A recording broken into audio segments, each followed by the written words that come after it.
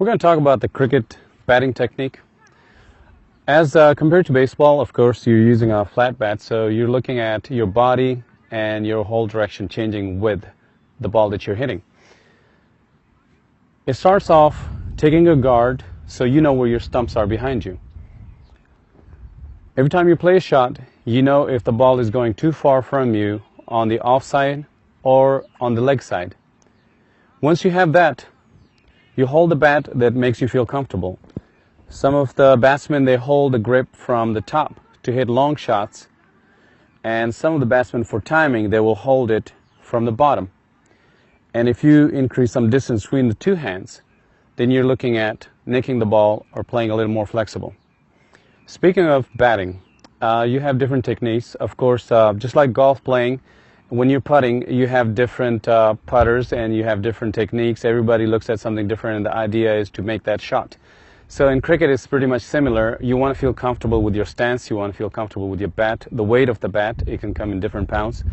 And there are many companies that make the bats that will be just perfect for you. So once you have the right bat and you take your stance and the stumps are covered and you know exactly what's going on with the pitcher and everything, you will put your bat down so you know how far down it is, because of course when the ball comes at you, it's bouncing off the ground.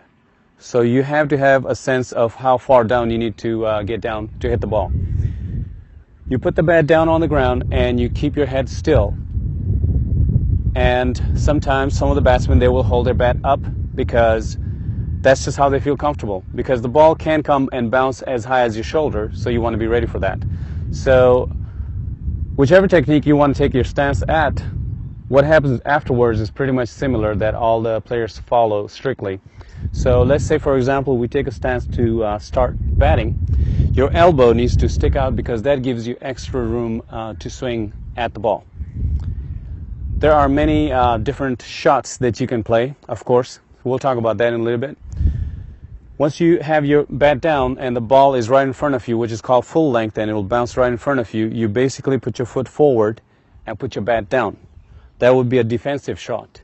Your bat is down, and instead of coming forward with your foot, you will stay where you're at and you will swing. And hopefully nobody will catch it and you'll cross the boundary and get good runs. So that's one of the forward shots. And of course, on the offside, you can cut the ball. The idea is to cut it downwards so it doesn't go lofting up in the air, so it's not a catch out.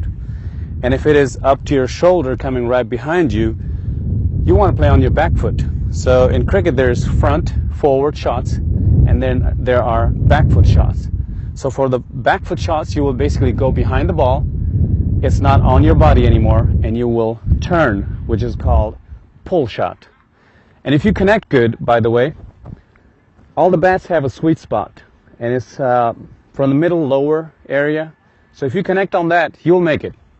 If it touches any edges or lower of the bat or higher, it won't go that far, and most obviously you're going to get catch out.